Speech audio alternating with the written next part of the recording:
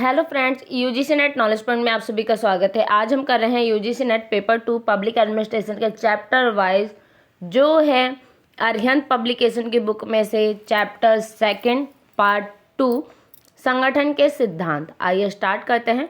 Channel पर नए हैं तो चैनल को जरूर सब्सक्राइब करें, लाइक एंड शेयर करें। आज हम करेंगे केंद्रीकरण और विकेंद्रीकरण, सेंट्रलाइजेशन एंड डिसेंट्रलाइजेशन। केंद्रीकरण जब निम्न स्तर के अधीनस्थ कार्यालय में काम करने वाले कर्मचारियों और उच्च अधिकारियों को अपने समस्त कार्यों और निर्णयों के लिए अपने से उच्च अधिकारियों से आदेश प्राप्त करना हो तो ऐसी अवस्था को केंद्रीकृत अवस्था कहते हैं। एल डी वाइट के अनुसार सरकार के निम्न तल से उच्च तल की और प्रशासनिक सत्ता के हस्तांतरण की प्रक्रिया का केंद्रीकरण कहा जाता है। केंद्रीकरण की विशेषताएं। केंद्रीकरण की निम्नलिखित विशेषताएं कौन कौन सी है? केंद्रीकरण व्यवस्था के अंतर्गत प्रत्येक प्रशासकीय कार्य केंद्रीय सत्ता के प्रति उत्तरदायी रहता है एवं इसे शक्ति केंद्रीय सत्ता से ही प्राप्त होती है। सेकंड पॉइंट है, आदेश देने का अधिकार केवल केंद्रीय कार्यालय को ही है। थर्ड पॉइंट है, कार्मिक समस्याओं के निराकरण के लिए स्थानीय कार्यालयों को केंद्रीय कार्यालयों से पूर्व अनुमति आवश्यक है। फोर्थ पॉइंट है, केंद्रीकृत व्यवस्था में सत्ता का स्रोत ऊपर से नीचे की ओर जाता है। ऊपर से नीचे की ओर जाता है। केंद्रीकरण के गुण। केंद्रीकरण के गुण निम्नलिखित है। फर्स्ट है, केंद्रीय सत्ता का पर्याप्त नियंत्रण। केंद्रीकृत व्यवस्था में प्रशासन की सभी इकाइयों पर केंद्रीय सत्ता का पर्याप्त नियंत्रण रहता है, अतः क्षेत्रीय या स्थानीय कर्मचारी मनमानी नहीं करते। सेकंड पॉइंट है, प्रशासन में एकरूपता। केंद्रीकृत व्यवस्था में एकरूपता रहती है। समस्त प्रशासनिक संगठन केंद्र द्वारा निर्धारित नीतियों एवं सिद्धांतों के अनुसार चलता है। थर्ड पॉइंट है, मितव्ययिता। केंद्रीकृत व्यवस्था में मितव्ययिता बनी रहती है। फोर्थ पॉइंट है, राष्ट्रीय हित सर्वोपरि। केंद्रीकृत प्रशासन में राष्ट्रीय हित सर्वोपरि रहती है। स्थानीय शासन के शामिल नहीं होने से भ्रष्टाचार, भाई भतीजावाद आदि उत्पन्न नहीं होते। केंद्रीकरण के दोष। केंद्रीकरण के दोष निम्नलिखित है। फर्स्ट है, कार्य में विलंब। केंद्रीकरण में प्रशासन के उच्च स्तरों पर निर्णय लिया जाता है, नीति निर्माण किया जाता है, फलस्वरूप अत्यधिक कार्यभार के कारण कार्य में विलंब हो जाता है। सेकंड है, निर्णय में त्रुटि। स्थानीय समस्याओं तथा दशाओं में से परिचय नहीं होने के कारण कभी कभी गलत निर्णय ले लिया जाता है। थर्ड पॉइंट है, स्थानीय शासन की उपेक्षा। इस व्यवस्था में स्थानीय शासन की उपेक्षा की जाती है, निर्णय प्रक्रिया में जनता की भागीदारी नहीं हो पाती है। नेक्स्ट पॉइंट है, अलोकप्रिय शासन।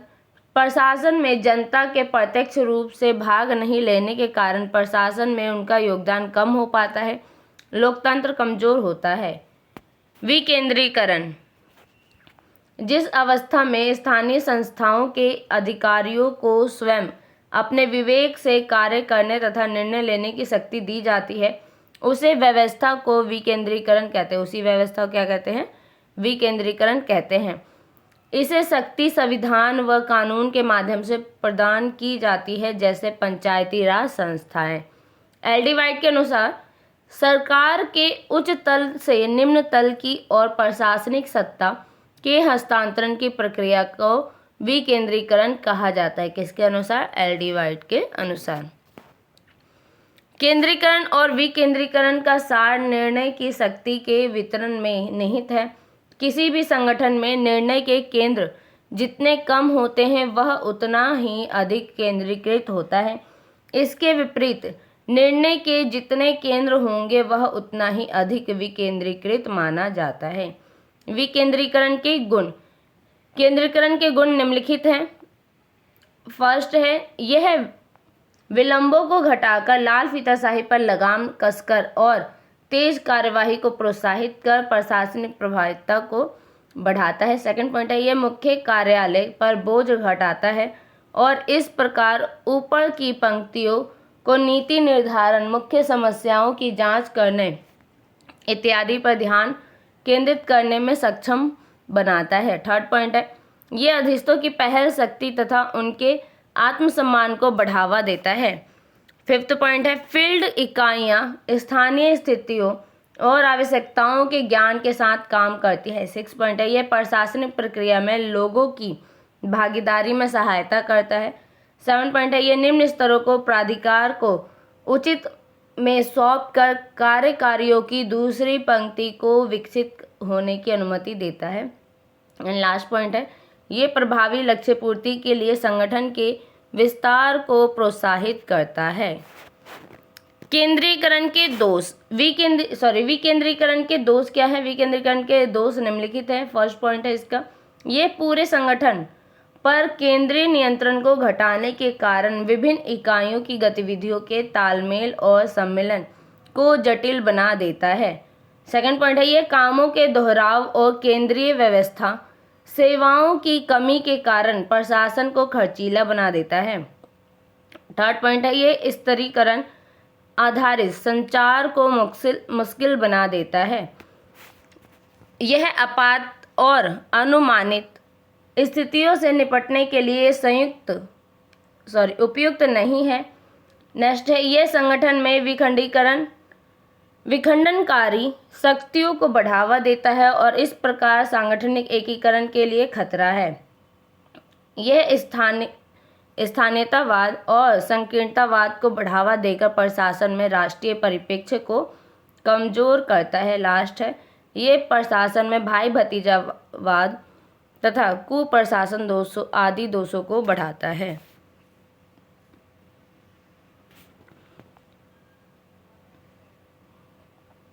केंद्रीकरण के प्रकार, केंद्रीकरण दो प्रकार के होते हैं। प्रशासनिक विकेंद्रीकरण, इसके 4 प्रकार है। पहला क्या है? प्रशासनिक विकेंद्रीकरण, इसके 4 प्रकार कौन कौन से? फर्स्ट है लंबवत विकेंद्रीकरण, इस प्रकार का विकेंद्रीकरण जिला प्रशासन में पाया जाता है। सेकंड है क्षेत्रीय विकेंद्रीकरण, इस प्रकार विकेंद्रीकरण के अंतर्गत विकेंद्रीकृत इकाइयों को बंटवारा क्षेत्र के आधार पर किया जाता है, जैसे प्रमंडल, जिला, अनुमंडल, प्रखंड इत्यादि।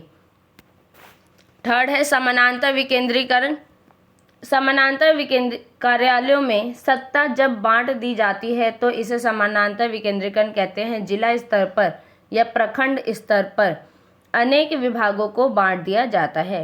लास्ट है कार्यात्मक विकेंद्रीकरण, इसके अंतर्गत विकेंद्रीकृत सत्ता का आधार उसके द्वारा किए जाने वाला कार्य होता है। संघ लोक सेवा आयोग, विश्वविद्यालय अनुदान आयोग। सेकंड है राजनीति विकेंद्रीकरण, इसमें प्रशासन के बजाय शासक के स्तरों में सत्ता विभक्त कर दी जाती है। राजनीति विकेंद्रीकरण का प्रत्यक्ष संबंध लोकतांत्रिक मूल्यों, जन भावनाओं व विभिन्न दबावों से है। भारत में कार्य कर रही पंचायती राज संस्थाएं राजनीतिक विकेंद्रीकरण का एक सटीक उदाहरण है। प्रशासनिक विकेंद्रीकरण की अवधारणा प्रशासनिक संगठनों में कुशलता को लाने व कार्य को शीघ्रता और सरलता से करने के पक्ष में झुकी हुई दिखती है। प्रत्यायोजन के सिद्धांत, प्रत्यायोजन के प्रमुख सिद्धांत निम्नलिखित है। फर्स्ट है निश्चित दायित्व तथा अधिकार का सिद्धांत। प्रत्यायोजन का प्रथम सिद्धांत यह है कि जिस व्यक्ति को अधिकार व उत्तरदायित्व प्रदान किए जाए उसे स्पष्ट अपने अधिकारों व दायित्वों का ज्ञान होना चाहिए। प्रत्यायोजन हमेशा लिखित होना चाहिए ताकि प्रत्यायोजन की सीमाओं का भी पता रहे। अधीनस्थ को बार बार उच्च अधिकारी से संपर्क की स्थिति नहीं पैदा होनी चाहिए। सेकंड है आदेश की एकता का सिद्धांत। प्रत्यायोजन का यह अधिकार स्पष्ट करता है कि यह एक अधीनस्थ को एक उच्च अधिकारी से ही आदेश प्राप्त होने चाहिए जिससे जवाबदेही निर्धारित हो सके। यह सिद्धांत इस मान्यता पर है कि सभी उत्तरदायित्व किसी का उत्तरदायित्व नहीं होता। अधिकार तथा दायित्व की समानता का सिद्धांत, यह सिद्धांत इस पर जोर देता है कि जिस अधीनस्थ को कार्य सौंपा जा रहा है उसे पर्याप्त अधिकार भी सौंपे जाने चाहिए जिससे कि वह अपने कार्यों को ठीक प्रकार से कर सकें। ये सिद्धांत इस बात को मानकर चलता है कि अधिकार एवं दायित्व साथ साथ चलते हैं और अधिकारों व दायित्वों में संतुलन की मांग करते हैं, जिससे कि उपलब्ध योग्यताओं एवं साधनों से समुचित लाभ उठाया जा सके। नेक्स्ट पॉइंट है पर्याप्त अधिकारों का सिद्धांत। इस सिद्धांत के अनुसार जिस व्यक्ति को अधिकार व दायित्व प्रदान किए जाएं उसे केवल स्पष्टता एवं निश्चितता ही नहीं होनी चाहिए, बल्कि अधिकार इतने पर्याप्त होने चाहिए कि वह दिए हुए कार्यों को सही तरीके से संचालित कर सके। यदि आवश्यकता आ जाए तो अतिरिक्त अधिकार भी दिए जाएं। नेक्स्ट है संतुलन का सिद्धांत। इस सिद्धांत के अनुसार उत्तरदायित्व के बिना अधिकार व अधिकारों के बिना उत्तरदायित्व निरर्थक है, अतः प्रत्यायोजन करते समय इनमें से किसी एक को घटाना, बढ़ाना, परिवर्तन पड़े तो दूसरे पक्ष में भी संतुलन के लिए परिवर्तन करना चाहिए। प्रत्यायोजन की सीमाएं। कोई भी उच्चाधिकारी निम्नांकित कार्य प्रत्यायोजित नहीं कर सकता है। फर्स्ट है निकटस्थ अधीनों का पर्यवेक्षण। सेकंड है वित्तीय स्वीकृत व नियंत्रण का अधिकार। थर्ड है कानून बनाने की शक्ति। फोर्थ है जो अधिकार अपने पास न हो। फिफ्थ है निकट के अधीनस्थों के निर्णयों के विरुद्ध अपील सुनवाई के अधिकार। सिक्स्थ है उच्च पदों पर नियुक्ति। 7 है अति गुप्त निर्णय तथा उच्च स्तरीय कूटनीति। 8 है अनुशासनात्मक कार्यवाही के अधिकतर मामले। और 8 है नवीन नीति व योजना की स्वीकृति। प्रत्यायोजन में कठिनाइयाँ। प्रत्यायोजन के मार्ग में आने वाली कठिनाइयाँ दो भागों में बांटा जा सकता है। संगठनात्मक कठिनाई। प्रत्यायोजन में संगठनात्मक कठिनाइयों का वर्णन निम्न प्रकार है। कुछ संगठनों में प्रत्यायोजन के लिए उन स्थापित तरीकों व प्रक्रियाओं का अभाव होता है जो प्रत्यायोजन के लिए आवश्यक है। प्राय छोटे तथा नए संगठनों में यह बाधा आती है। संगठन में समन्वय प्रक्रिया व संचार प्रणाली का अभाव होता है तो प्रत्यायोजन करना कठिन हो जाता है। नेक्स्ट है संगठन का आकार व भौगोलिक स्थिति भी प्रत्यायोजन को प्रभावित करता है। बड़े आकार वाले संगठनों में प्रत्यायोजन अधिक होता है। नेक्स्ट पदों, अधिकारों व कर्तव्यों का क्रम स्पष्ट न हो तो प्रत्यायोजन करना कठिन माना जाता है। नेक्स्ट अधिकार एवं अनावर्ती कार्यों का प्रत्यायोजन मुश्किल से होता है, जबकि स्थिर व पुनरावृत्ति से युक्त कार्य का प्रत्यायोजन अधिक होता है। कार्मिक कठिनाइयाँ। प्रत्यायोजन में कार्मिक कठिनाइयों का वर्णन निम्न प्रकार है। फर्स्ट पॉइंट है बहुत से अधीनस्थों में आत्मविश्वास की कमी होती है। वे यह सोचकर अधिकार ग्रहण नहीं करना चाहते कि वे भली प्रकार कार्य को पूरा नहीं कर सकेंगे एवं उनकी गलतियों को लोग आलोचना करेंगे। सेकंड है अधिकांश अधीनस्थ स्वयं निर्णय करने की तुलना में अपने अधिकारी से पूछना अधिक ठीक समझते हैं और यह भावना प्रत्यायोजन को स्वीकारने में बाधाएं खड़ी करती है। थर्ड पॉइंट है अधिकांश अधीनस्थ नए कार्यों को स्वीकार करने में इसलिए हिचकिचाते हैं कि उनके पास कार्य को निपटाने के लिए आवश्यक सूचनाएं व साधन नहीं होते। फोर्थ पॉइंट है अधिकांश अधीनस्थ अतिरिक्त कार्यभार इसलिए नहीं लेना चाहते कि उनमें प्रेरणाओं का अभाव रहता है, जैसे पदोन्नति के अवसरों का न मिलना प्रत्यायोजन में कठिनाइयाँ उत्पन्न करता है। सूत्र मंत्रणा और सहायक अभिकरण। लाइन स्टाफ एंड लेक्चरी एजेंसी। प्राथमिक तथा संस्थागत क्रियाओं के अंतर के आधार पर अभिकरणों में भेद किया जाता है। अभिकरण दो प्रकार के होते हैं, सूत्र तथा स्टाफ मंत्रणा। सूत्र अभिकरण वह अभिकरण है जो विभाग के प्राथमिक कार्य को करता है। इसके अतिरिक्त इसके विपरीत स्टाफ अथवा कार्मिक अभिकरण वह अभिकरण है जो विभाग के गृह प्रबंध या प्रबंधनात्मक कार्य को संपन्न करता है। सहायक अभिकरण और स्टाफ अभिकरण अनेक दृष्टियों में समान होते हैं। सूत्र अभिकरण लाइन एजेंसी। संगठन का प्राथमिक कार्य सूत्र अभिकरण द्वारा संपन्न किया जाता है। सूत्र इकाइयों का संबंध नीति के निर्माण से होता है। इनके हाथों में शक्ति होती है जिसके आधार पर ये निर्णय ले सकती है तथा आज्ञाओं प्रसारित कर सकती है। सूत्र अभिकरण की परिभाषा। सूत्र अभिकरण की परिभाषाएं निम्न है। वाइट के अनुसार सूत्र अभिकरण उन प्राथमिक उद्देश्यों से संबंधित रहती है जिनके लिए शासन स्थापित किया जाता है। अल्बर्ट लेप्रोवस्की के अनुसार सूत्र अभिकरण में सत्ता तथा उत्तरदायित्व की रेखा ऊपर से नीचे तक फैली होती है। सूत्र अभिकरण की विशेषताएं। सूत्र अभिकरण की विशेषताएं निम्नलिखित हैं। फर्स्ट है, संगठन के प्राथमिक दायित्वों की पूर्ति सूत्र अभिकरण ही करते हैं। प्राथमिक कार्यकलाप अपने आप में पूर्ण होते हैं, जबकि द्वितीय कार्यकलाप प्राथमिक उद्देश्यों की पूर्ति के साधन होते हैं। जैसे भारतीय रेलवे एक सूत्र अभिकरण है, जिसका प्राथमिक कार्य यात्रियों व सामान को इधर से उधर ले जाना है। रेल मंत्री से ट्रेन के ड्राइवर तक प्रत्येक कर्मचारी सूत्र अभिकरण का हिस्सा है, परंतु रेलवे के संचालन में सहायता देने वाली भर्ती बोर्ड, रेलवे पुलिस प्रशिक्षण संस्थान, रेलवे निर्माण शाखा स्टाफ अभिकरण, अतः यह स्टाफ अभिकरण सूत्र अभिकरण की सहायता करते हैं।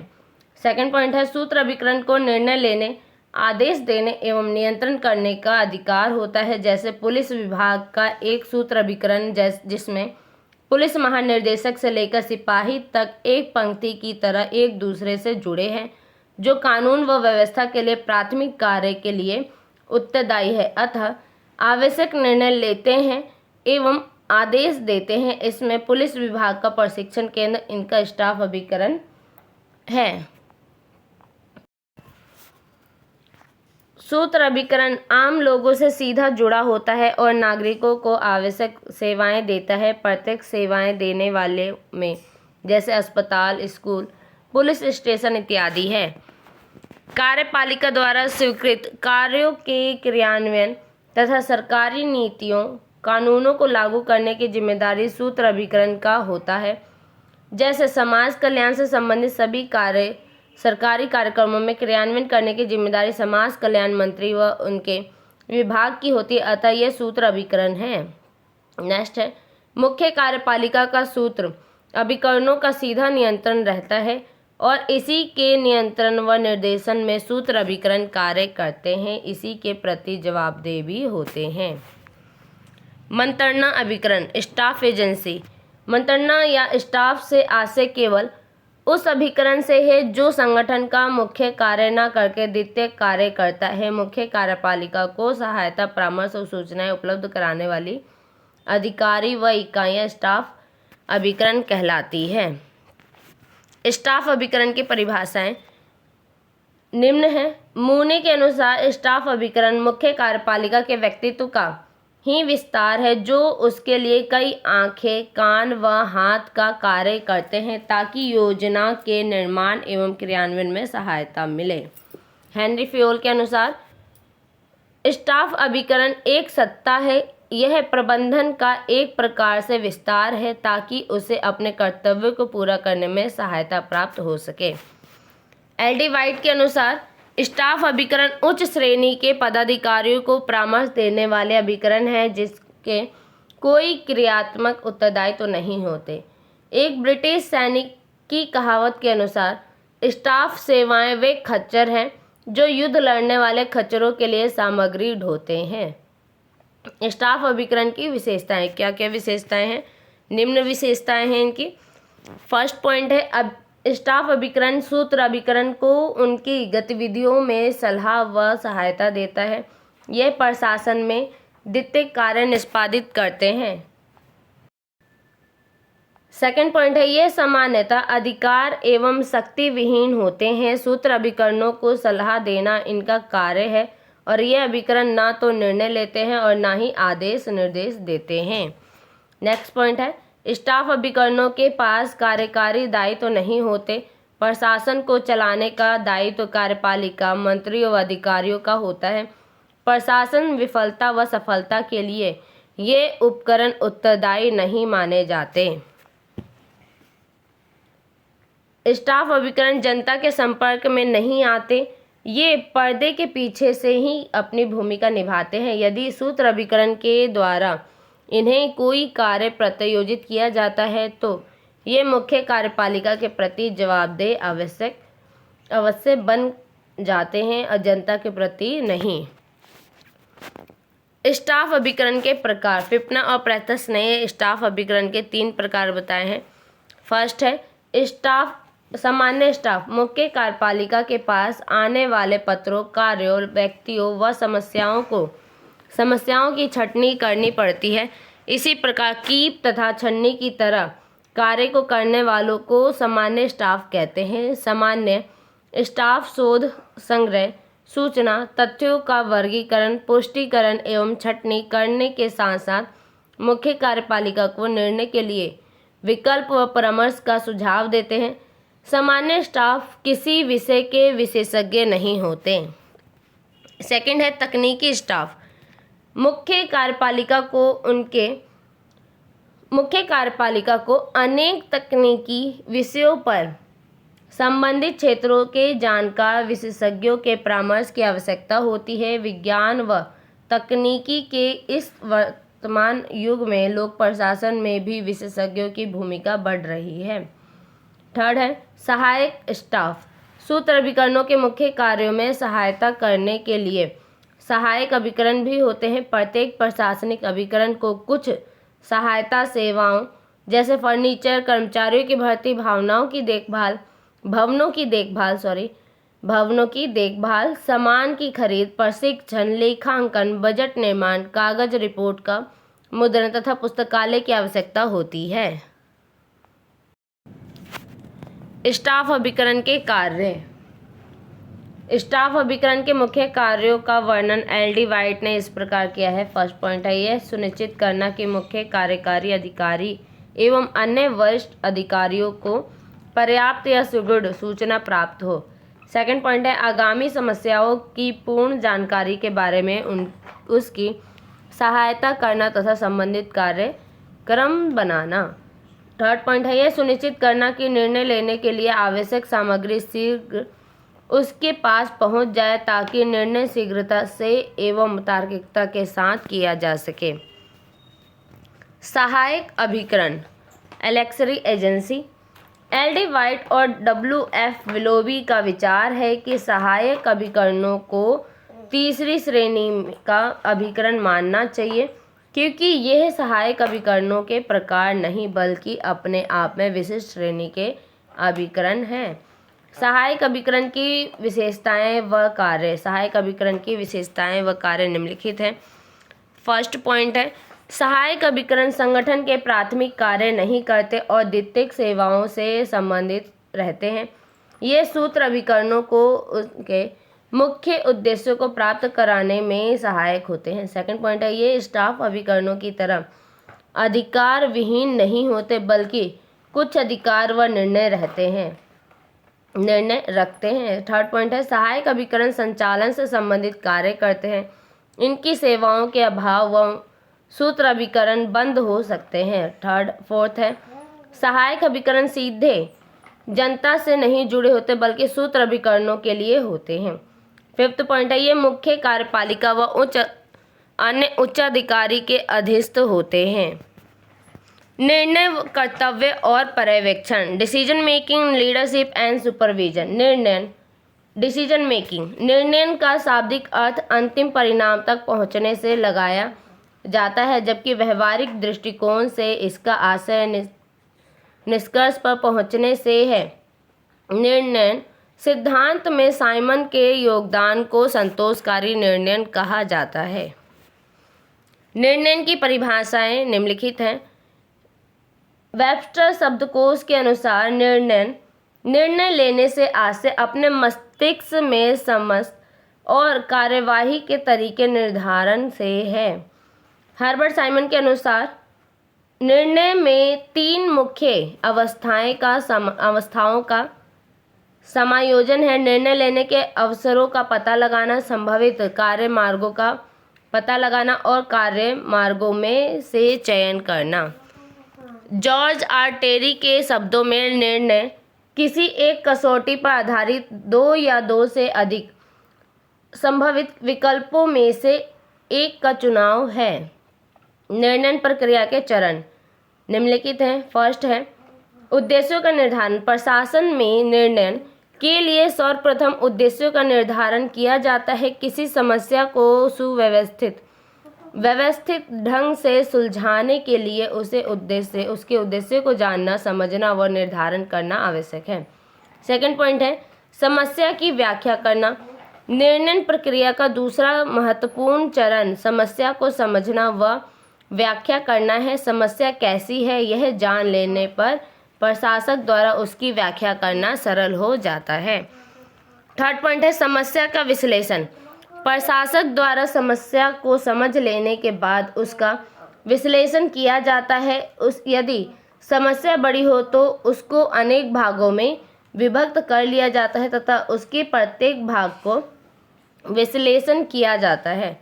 वैकल्पिक समाधान। निर्णय कर्ता को समस्या के वैकल्पिक समाधान पर भी ध्यान देना चाहिए। यदि समस्या किसी वस्तु के विक्रय की है तो इसके लिए अनेक विकल्पों का चुनाव किया जा सकता है। नेक्स्ट है विकल्पों की छंटनी। विभिन्न वैकल्पिक समाधान के पश्चात विकल्पों की छंटनी निर्णय प्रक्रिया का अलग चरण है। अगला चरण है सर्वश्रेष्ठ विकल्पों का चयन। विभिन्न विकल्पों का मूल्यांकन करने के पश्चात निर्णय प्रक्रिया का अगला चरण विकल्पों में से किसी एक सर्वश्रेष्ठ विकल्प का चयन करना है। निर्णय की विधियां। निर्णय के संबंध में अनेक आधुनिक विधियों का निर्माण हो रहा है जो निम्नलिखित है। फर्स्ट है अनुमानात्मक विधियां। दैनिक निर्णय को लेने के लिए अनुमानात्मक विधियों का प्रयोग किया जाता है। अनुमानात्मक विधि पूर्णतः पिछले अनुभव पर आधारित होती है। सेकंड पॉइंट है प्रबंध सिद्धांत विधि। प्रबंध सिद्धांत विधि में प्रबंध कार्यों जैसे प्रतिपादित सिद्धांत को आधार बनाकर इस तरह के निर्णय लिए जाते हैं। प्रबंध सिद्धांत निर्णय विधि निर्णय लेने में सहायता करते हैं। नेक्स्ट है मॉडल निर्माण विधि। आज के समय में उत्पादन के क्षेत्र के लिए जाने वाले समस्त निर्णय मॉडल निर्माण विधि द्वारा लिए जाते हैं। व्यवहारात्मक विधि। मॉडल निर्माण तकनीक की तरह व्यवहारात्मक तकनीक ने भी निर्णय प्रक्रिया में सूचनाएं प्रदान करने में अपना योगदान दिया है। सांख्यिकीय तकनीक। सांख्यिकीय तकनीक को निर्णय प्रक्रिया में एक महत्वपूर्ण संयंत्र के रूप में काम लिया जाता है। संभवतः की विचारधारा को निर्णय प्रक्रिया की तरह एक तकनीक के रूप में प्रयोग किया जाता है। संभवतः की विचारधारा एक सांख्यिकीय विधि है। निर्णय संबंधी विचारधारा। निर्णय को दो प्रमुख विचारधाराएं अथवा सिद्धांत हैं। फर्स्ट है शास्त्रीय विचारधारा। शास्त्रीय विचारधारा के अनुसार निर्णयकर्ता अपने निर्णय विवेकपूर्ण ढंग से लेता है। यह विचारधारा निश्चितता के वातावरण में निर्णय निर्माण को दर्शाता है। ऐसे वातावरण में निर्णय लेने वाले समस्या की संपूर्ण जानकारी होती है। उसे समस्या के सभी वैकल्पिक समाधानों को और उनसे जुड़े परिणामों की जानकारी होती है। यह विचारधारा इस बात से संबंधित है कि निर्णयकर्ता को क्या करना चाहिए, न कि वह क्या करता है। अतः ये वर्णनात्मक के स्थान पर मानकीय सिद्धांत की तरह है। नेक्स्ट है व्यवहारवादी विचारधारा। निर्णय की व्यवहारवादी विचारधारा के अनुसार प्रशासक पूर्ण विवेकशील के स्थान पर सीमित विवेकशीलता के साथ कार्य करता है, इसलिए निर्णय संतोषप्रद नहीं होते। ऐसा इसलिए होता है कि प्रशासक के पास किसी समस्या की पूरी जानकारी नहीं होती।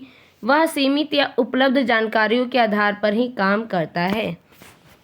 उसके पास समस्या के सारे वैकल्पिक साधनों की जानकारी नहीं होती। उसके चिंतन करने की क्षमता सीमित होती है, इसलिए वह किसी अनुकूलतम समाधान ढूंढने के स्थान पर संतोषजनक समाधान ढूंढता है। नेतृत्व लीडरशिप। नेतृत्व प्रबंधन का एक महत्वपूर्ण पक्ष है। प्रबंधक अपने अधीनस्थों का प्रभावी तरीके से नेतृत्व करके अपने प्रबंधकीय कार्य को प्रभावी बना सकता है। अनुयायियों को प्रभावित करने की क्षमता। नेतृत्व की कसौटी के कार्य केंद्रित नेतृत्व कठोर नियंत्रण पर विश्वास करता है। नेतृत्व की 4 अवस्थाएं लेक्टस ने विकसित की। कौन सी? जनोन्मुखी नेतृत्व को लेक्टस द्वारा प्रभावी माना गया है। आईओ विश्वविद्यालय नेतृत्व अध्ययन नेतृत्व पहला व्यवस्थित अध्ययन है। MP फॉलेट के अनुसार पद का नेतृत्व, व्यक्तित्व का नेतृत्व, कार्य का नेतृत्व आदि नेतृत्व के प्रकार हैं। नेतृत्व की परिभाषा। जॉर्ज आर टेरी के अनुसार नेतृत्व वह क्रिया है जिसके माध्यम से कोई व्यक्ति उद्देश्य के लिए व्यक्तियों को स्वेच्छा से कार्य करने के लिए उन्हें प्रभावित करता है। स्केलर हडर्सन के अनुसार नेतृत्व को किसी उद्यम के उद्देश्यों की प्राप्ति हेतु समान प्रयत्न द्वारा व्यक्तियों को प्रेरित तथा प्रभावित करने के रूप में कहा जाता है। ऑडवे टेट के अनुसार नेतृत्व गुणों का वह संयोजन है जिनके होने से कोई नेता अनुयायियों से कुछ करवाने के योग्य होता है, क्योंकि नेता के प्रभाव से ही अनुयायी कुछ करने को तत्पर होते हैं। चेस्टर बर्नार्ड के अनुसार नेतृत्व का संबंध व्यक्तियों के व्यवहार के उस गुण से है जिसके द्वारा वह अन्य लोगों को संगठित प्रयास से संबंधित कार्य करने में मार्गदर्शन करता है। मैरी पॉकर फॉलेट के अनुसार अनेक लोगों की संलिप्तता के कारण नेतृत्व और सत्ता बहुल होती है। नेतृत्व शैली। नेतृत्वकर्ताओं के आचरण के आधार पर नेतृत्व की 3 शैलियाँ प्रमुख है। कौन कौन सी 3 शैलियाँ हैं? फर्स्ट है लोकतांत्रिक या जनतांत्रिक नेतृत्व शैली। लोकतांत्रिक विचारों वाला नेता ऐसा व्यक्ति होता है जो समूह के साथ विचार विमर्श करके नीतियों का निर्माण करता है। इस प्रकार नेतृत्व की अवधारणा अधिकार तथा निर्णय के विकेंद्रीकरण पर आधारित है। लोकतांत्रिक नेता अपने अनुयायियों को एक सामाजिक इकाई के रूप में कार्य करने हेतु प्रोत्साहित करता है और नेता यह विश्वास करता है कि अधीनस्थों में क्षमताएं एवं योग्यताएं हैं। कैसे? एक लीडर है और उसके साथ क्या है? सब कोऑर्डिनेट है। एक लीडर है, वो क्या करता है? सबसे राय विचार करता है, सबसे विचार विमर्श करके उस कार्य को करता है। तो ये क्या कहलाएगी? नेतृत्व की जनतांत्रिक शैली। निरंकुश नेतृत्व शैली, यह लोकतांत्रिक शैली से एकदम अलग है, क्योंकि इसमें नेता अधीनस्थों से परामर्श नहीं लेता। नेता केवल नीति, निर्णय, आदेश व मार्गदर्शन निर्धारित करता है तथा स्वयं ही परिवर्तन भी कर सकता है। ऐसी शैली में सभी को बिना कोई सवाल उठाए केवल नेता के आदेश मानने पड़ते हैं। ऐसे नेता समूह से अलग तथा अपने को श्रेष्ठ समझते हैं और अधीनस्थों पर विश्वास नहीं करते। नेक्स्ट है हस्तक्षेप नेतृत्व शैली। अधीनस्थ अपने प्रेरणा से ही कार्य करते हैं और उन्हें पूर्ण स्वतंत्रता होती है। इस शैली में नेता अपने को समूह के सदस्य जैसी भूमिका में रखता है, नेता जैसी नहीं। इस शैली में नेता को न्यूनतम या शून्य भागीदारी के साथ सामूहिक या व्यक्तिगत निर्णय के लिए पूर्ण आज़ादी होती है। नेता के एकमात्र काम अधीनस्थों के द्वारा मांगे गए सामान और सूचना उन्हें पहुंचाना होता है। संगठन का कार्यकरण एकीकृत नहीं रहता। इस शैली में नेता स्वयं समूह के एक सदस्य जैसे ही भूमिका निभाता है, नेता जैसा नहीं। ये शैली अराजकता, अनुशासनहीनता तथा निराशा को जन्म देती है। ऐसी नेतृत्व उसी स्थिति में सफल हो सकता है जब अधीनस्थ पूर्णतः समझदार, कर्तव्य के प्रति निष्ठावान हो। नेतृत्व की विचारधाराएं। नेतृत्व के संबंध में अनेक विचारधाराएं प्रचलित हैं। इन विचारधाराओं को नेतृत्व अध्ययन का दृष्टिकोण अथवा उपागम भी कहा जाता है। नेतृत्व संबंधी प्रमुख विचारधारा एवं दृष्टिकोण निम्नलिखित है। फर्स्ट है लक्षणवादी विचारधारा। यूनानी सभ्यता से प्रभावित इस सिद्धांत को महान आदमी सिद्धांत भी कहा जाता है, क्योंकि इस विचारधारा के अनुसार माना जाता है कि नेताओं में कुछ ऐसे शारीरिक, मानसिक, नैतिक व शैक्षिक गुण होते हैं जो संगठन नेतृत्व को सफल बनाते हैं। बर्नार्ड सिंह, घेसली, ऑवेट्रेड और सैल इस विचारधारा के समर्थक माने जाते हैं। अध्ययनों में पाया गया है कि जिस व्यक्ति ने नेतृत्व से संबंधित गुण अधिक होते हैं वह एक सफल नेता सिद्ध होता है, जैसे कि श्री नरेंद्र सिंह मोदी। इन गुणों की सूची बहुत विस्तारित तथा आदर्शवादी है। स्थितिवाद विचारधारा। परिस्थित्यात्मक परीक्षण सिद्धांत के नाम से मशहूर इस विचारधारा का मुख्य चिंतन उन परिस्थितियों की खोज पर है जो नेतृत्व की भूमिकाओं कुशलताओं एवं व्यवहारों को प्रभावित करती है। इसके प्रतिपादक फ्रेड ई फीडलर के अनुसार नेतृत्व इस परिस्थिति में उभरता है एवं उस स्थिति के अनुसार प्रभावित होता है। कई बार परिस्थितियां ही ऐसी होती है कि लोग नेता का प्रभाव मानते हैं, अर्थात इस विचारधारा में नेता का प्रभाव या निष्प्रभाव अर्थपूर्ण नहीं है, बल्कि उस संदर्भ में देखा जाता है कि एक परिस्थिति में नेता को सफल बनाता है, एक परिस्थिति में नेता को सफल बनाता है तो दूसरी परिस्थिति में विफल बनाता है। मिलेट ने इसका समर्थन किया। इस विचारधारा को कंटिजेंसी थ्योरी भी कहते हैं तथा कूटज तथा ओडोनेल ने इसे अवसर प्रदान करने का सिद्धांत नाम दिया है। आकस्मिक विचारधारा। इस सिद्धांत में फीडलर ने माना है कि नेता या तो संबंधोन्मुख या कार्योन्मुख होता है। संबंधोन्मुख नेता अपने अधीनस्थों से घनिष्ठ संबंध बनाने को अभिप्रेरित रहता है तथा नए विचारों को निर्णय में सहभागिता को प्रेरित करता है। कार्य उसके लिए दूसरी प्राथमिकता होती है। इसके लिए फीडलर ने एलपीसी स्केल प्रतिपादित किया। एलपीसी वह कर्मचारी होता है जिसके साथ नेता सबसे कम कार्य कर सकता है। पथ लक्ष्य विचारधारा। मार्टिन जी इवांस एवं रॉबर्ट जे हाउस ने इस सिद्धांत का प्रतिपादन किया है।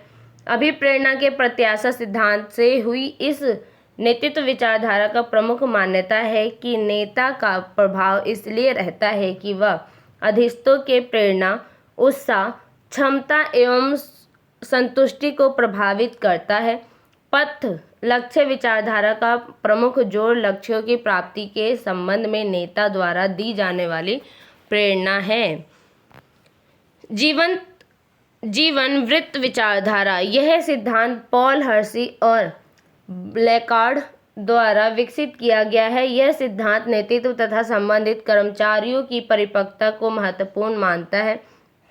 इन्होंने नेतृत्व की कार्यशैली व संबंध सूत्रता को 4 भागों में बांटा है, जैसे कथन शैली, बिक्री शैली, भागीदारी शैली, प्रतिनिधित्व शैली, और बताया कि अच्छे नेतृत्व के लिए सही शैली का प्रयोग करना चाहिए। जैसे उच्च स्तर के परिपक्वता वाले अधीनस्थों के लिए भागीदारी शैली व प्रतिनिधित्व कारगर रहता है तथा जहां अधीनस्थों की परिपक्वता व स्तर निम्न हो वहां पर कथन तथा बिक्री शैली का प्रयोग ठीक होता है।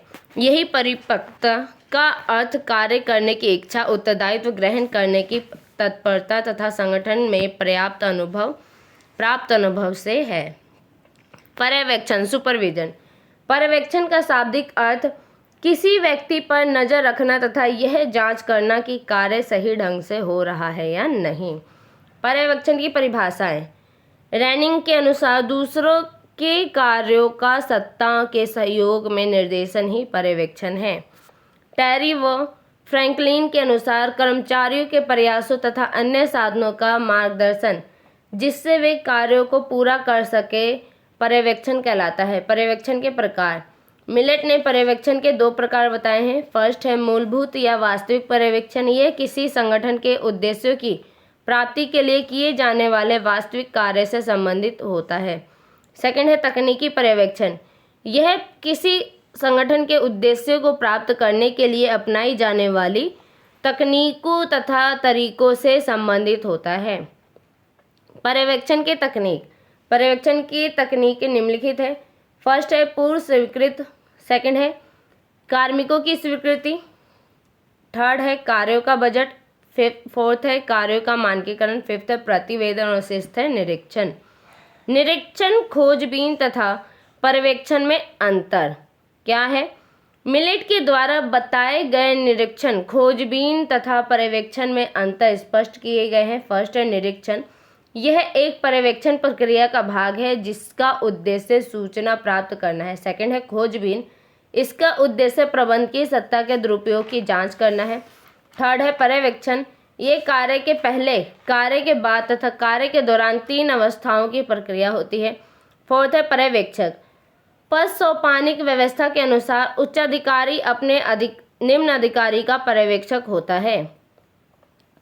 मार्क्स के अनुसार पर्यवेक्षक ऐसा व्यक्ति होना चाहिए जो संगठन के प्रबंधक द्वारा निर्धारित नीतियों तथा कार्यविधियों के बारे में जानकारी रखता हो तथा कार्यात्मक ढांचे के अनुसार अपने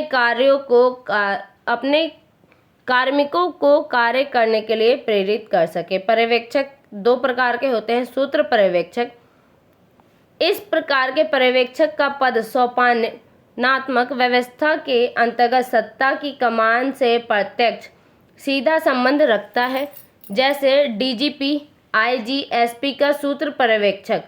सेकंड है स्टाफ पर्यवेक्षक, जब किसी कार्मिक का पर्यवेक्षण उसके विभाग के अतिरिक्त अन्य संगठन द्वारा किया जाता है तो वह स्टाफ पर्यवेक्षक कहलाता है। जैसे जिला कलेक्टर शांति व्यवस्था बनाए रखने के लिए एसपी का कार्यात्मक पर्यवेक्षक है। पर्यवेक्षक के कार्य, मार्क्स के पर्यवेक्षक के 3 प्रकार के कार्य हैं। फर्स्ट है वास्तविक कार्य। यह पर्यवेक्षक का आधारभूत कार्य होता है जो संगठन के लक्ष्यों, नीतियों तथा अधिस्थों द्वारा की जा रही कार्यवाहियों के पर्यवेक्षण से संबंधित होता है। सेकंड है संस्थागत कार्य। इसमें संस्था के वे कार्य होते हैं जो संगठन के नियमों या क्रियाविधि के अनुरूपता के क्रम में होता है। थर्ड है कार्मिक कार्य।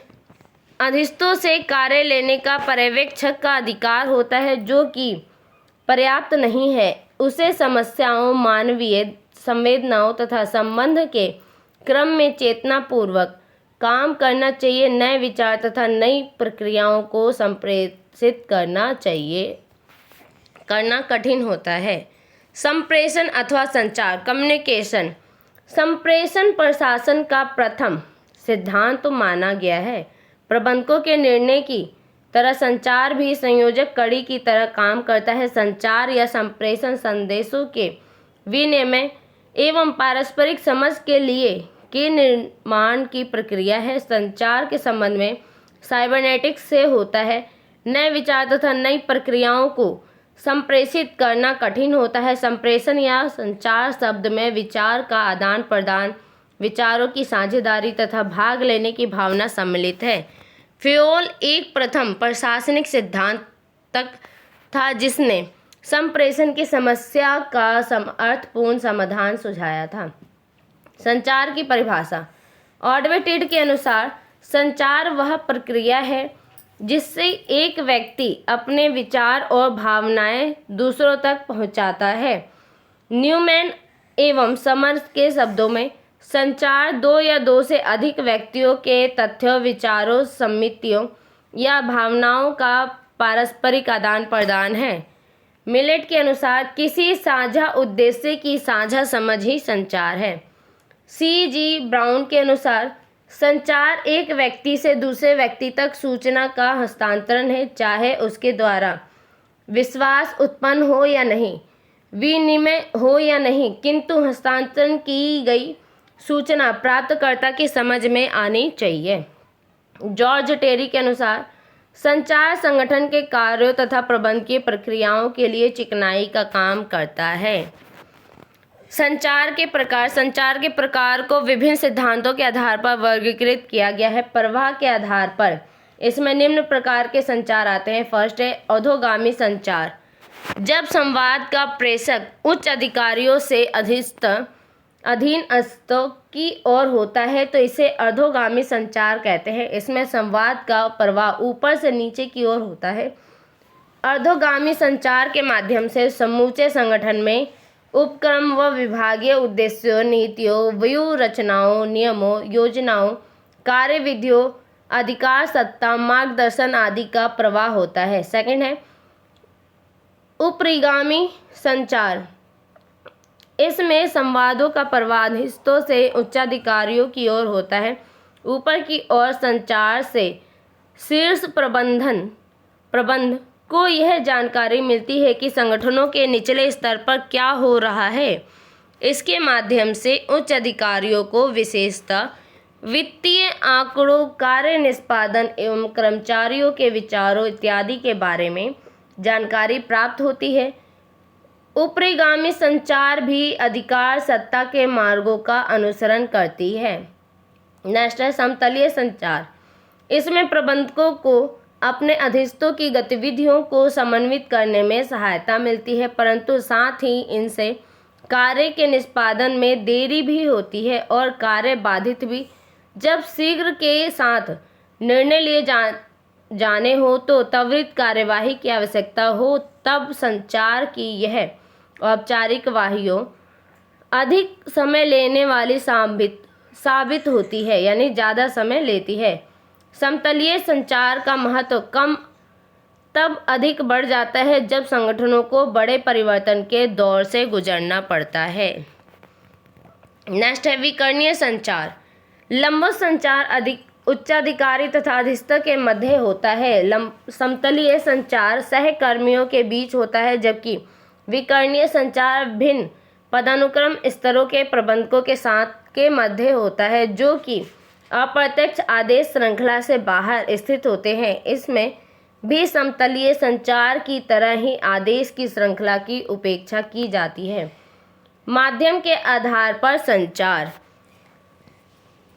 माध्यम के आधार पर संचार को निम्न 3 भागों में रखा जा सकता है। फर्स्ट है लिखित संचार। जब सूचना को लिखित या मुद्रित स्वरूप में दूसरों तक पहुंचाया जाता है तो वह लिखित संचार कहलाता है, जैसे पुस्तकें, पोस्टर, होर्डिंग्स, बुलेटिन, आदेश पत्र, पत्र पत्रिकाएं, नियॉन साइन बोर्ड, नियमावली व चार्ट इत्यादि लिखित संचार के माध्यम है। लिखित संचार को अधिक सुस्पष्ट, परिशुद्ध व विश्वसनीय माना जाता है जो व्यक्ति अपने हस्ताक्षर सहित लिखता है। सेकंड है मौखिक संचार। जब सूचना का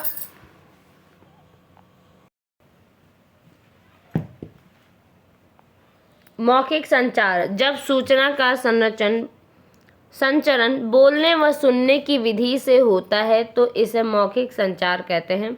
प्रतिदिन जीवन में संचार का सबसे अधिक लोकप्रिय तथा परंपरागत तरीका मौखिक वार्तालाप ही है। लॉरेंस व एप्पल के अनुसार व्यावसायिक जगत में 75% समय मौखिक संचार में ही व्यतीत होता है। टेलीविज़न, रेडियो, फिल्मों, सम्मेलन, वार्तालाप, टेलीफोन, साक्षात्कार तथा आमने सामने दिए गए आदेश इसी श्रेणी में आते हैं।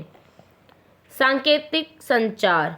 कुछ संचार ऐसे भी होते हैं जो न लिखित होते हैं न ही मौखिक होते, बल्कि इशारे व संकेत के रूप में होते हैं, जैसे ओठों पर उंगली रख कर चुप रहने का इशारा, किसी को पीठ पर या हाथ से हाथ रखकर सांत्वना का इशारा। इन सभी संचार प्रणालियों में लाभ हानि निहित है।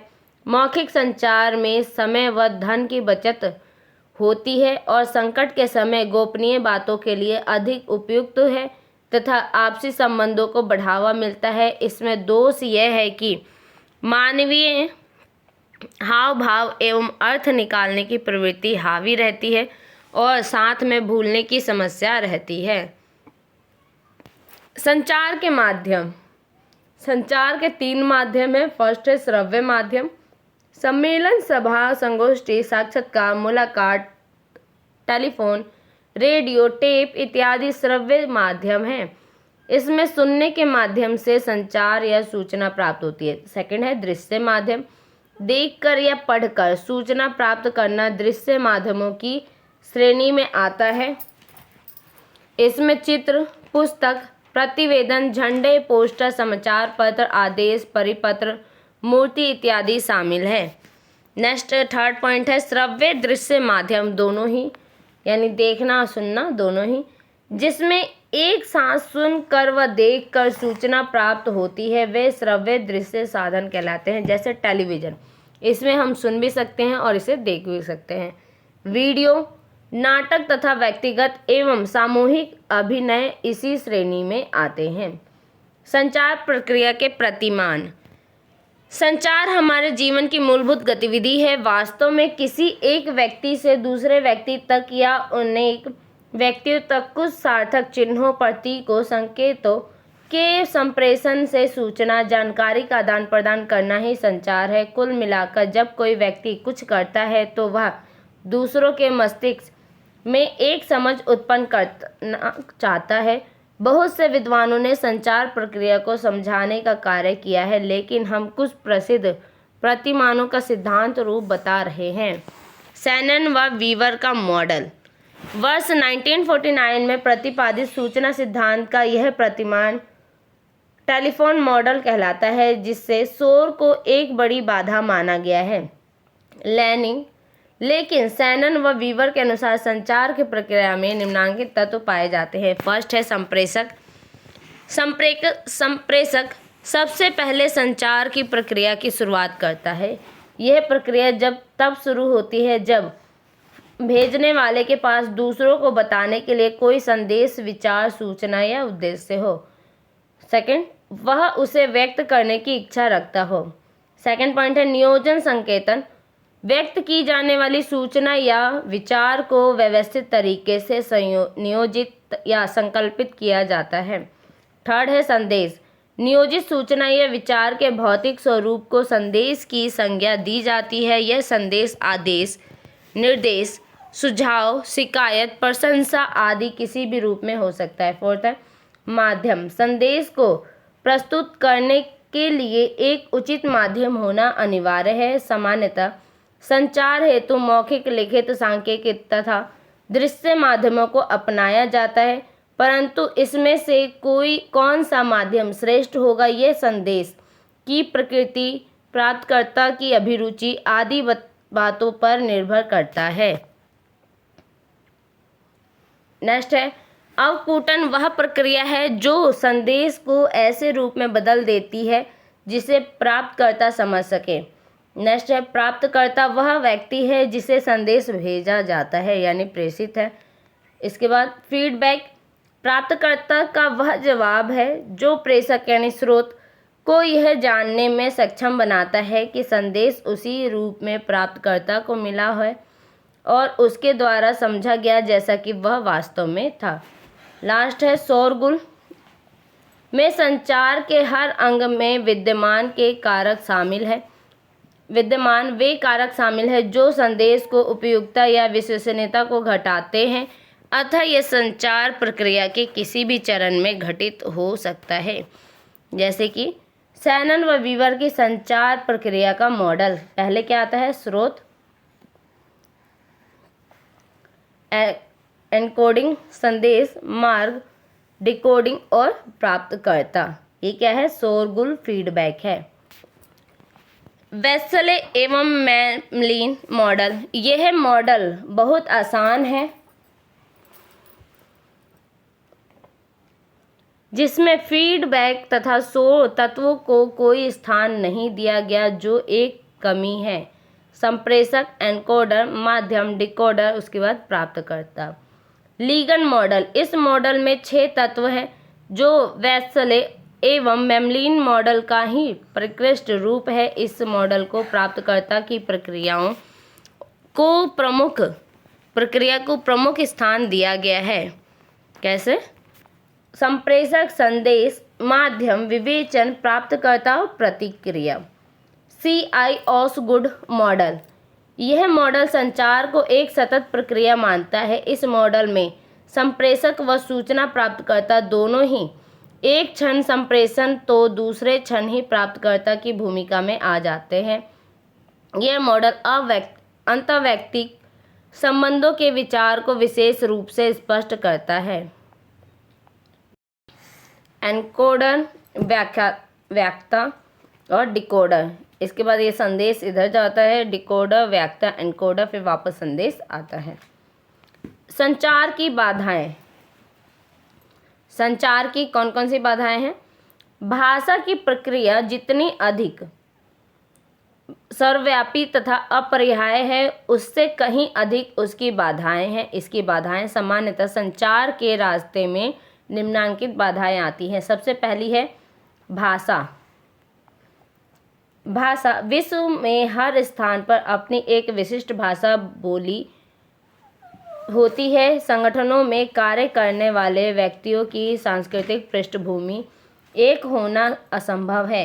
सेकंड पॉइंट है तकनीकी तथा स्थानीय शब्दावली। संचार की सफलता के लिए यह आवश्यक है कि जटिल तथा तकनीकी शब्दों का कम से कम प्रयोग किया जाए। प्रत्येक व्यवसाय में अपनी एक विशेष भाषा होती है जो उस तकनीकी भाषा के जानकार या उस व्यवसाय के कार्य करने वाले के अतिरिक्त कोई नहीं समझता। थर्ड है व्याख्या तथा बोध की समस्या। हर व्यक्ति की व्याख्या तथा बोध की क्षमता व दृष्टि अलग अलग होती है। प्राय हमें यह आभास नहीं होता है कि जो संदेश व संचार हम दूसरों को भेज रहे हैं उसका वास्तविक अर्थ प्राप्तकर्ता लगा पाएगा कि नहीं। थर्ड पॉइंट है आकार एवं दूरी। संगठन का आकार तथा दूरी संचार की राह में स्वाभाविक बाधा है। बड़े संस्थानों में प्राय बहुत से विभाग, उप विभाग व असंख्य कर्मचारी कार्य करते हैं तथा संचार प्रक्रिया कठिन हो जाती है। फोर्थ पॉइंट है इच्छा का अभाव।